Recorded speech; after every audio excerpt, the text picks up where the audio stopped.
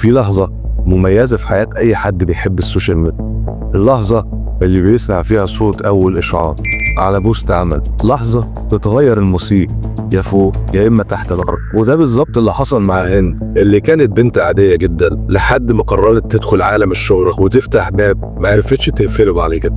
يلا بينا نبدأ الحكاية. أنا محمد المصري وده برنامج بين الحق والناس.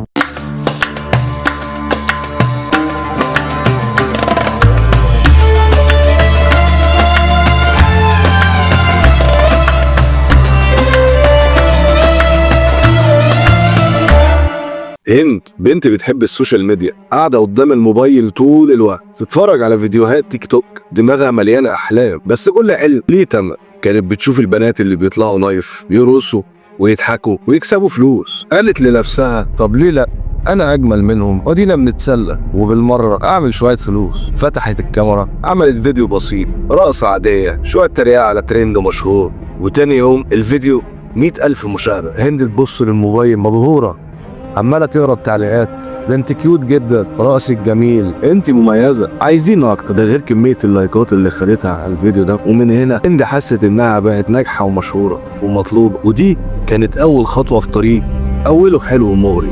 هند عجبها الموضوع قوي وبدأت تاخد الطريق السهل لأي واحدة عايزة شهرة سريعة وفلوس. بدأت الأول بلبس ملفت، وبعدين برقص بسيط، وبعدين بدأت تعمل تحديات جريئة، وبعده حركات تستفز المشاهدين، واللايكات بتزيد والفلوس بدأت تيجي، وهند مبهورة بالمكسب السريع. الحكاية كانت جميلة لحد ما دخلت عالم اللايفات، واللايف كان هو الفخ الكبير. في اللايف مفيش مونتاج ومفيش إخفاء للأخطاء، كل حاجة بتظهر والناس مش بتنسى. هند قاعدة في لايف، متابعين من كل مكان، كومنتات بتجري بسرعة، حد يطلب منها حاجة، حد يضحك معاها، حد يشتم، حد يبعت هدايا. الجو سخن وهند بتحاول تبقى أهم بنت على التيك توك. وهند في يوم جات لها رسالة من رقم مميز وغريب. بتفتح الرسالة، واحد كاتب لها أنا مدير أعمال مشهور، ممكن نخليك ترند طول العمر بس لازم تجربي حاجة جديدة. بصي احنا عايزين نعمل لك اعلان خاص هيدخلك فلوس اكتر من اي فيديو بتعمليه، بس لازم تكوني جريئة شوية.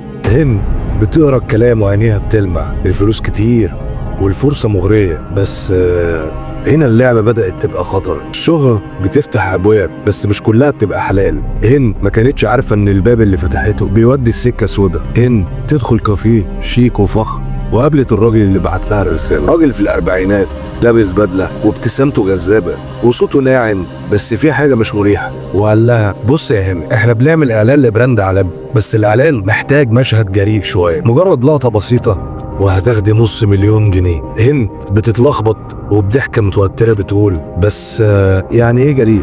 الراجل بيقرب منها وبيهمس حاجات بسيطة بلبس من اختياره، ودي حاجة كل المشهورين عملوها. هند سمعت كل كلامه وقالت له سيبنا افكر. هند في اوضتها ماسكة موبايلها ومترددة، عمالة تفكر وتشوف فيديوهات لبنات مشهورة كلامهم عن الفلوس، العربيات والحياة الفخمة. تمسك التليفون تبعت رسالة موافقة. لما حد يعرض عليكي تتنازلي شوية عن مبادئك وتاخدي فلوس كتير، اعرفي ان في كارثة مستنياكي.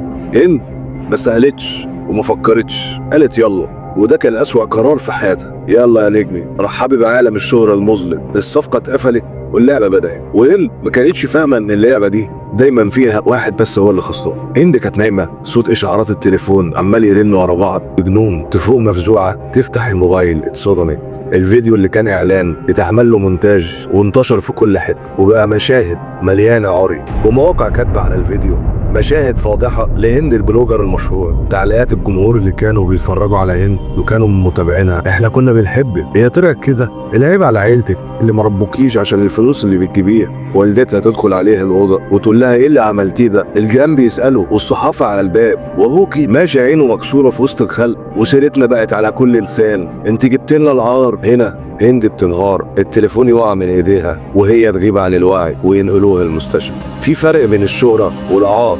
هند كانت نجمة بس دلوقتي بقت ترند، بس من النوع اللي محدش عايز يكون فيه. بعد ما فاتت المستشفى النيابة كانت بدأت تتحرك وحبستها وحولتها للمحكمة. القاضي قال لها تعرف ان نشر المحتوى المخل ممكن يوقعك في ورطة. هند بتنهار وبتحاول تشرح وتقول انا ما كنتش عارفة، انا كنت فاكراه اعلان بس القانون ما بيعترفش بالجهل.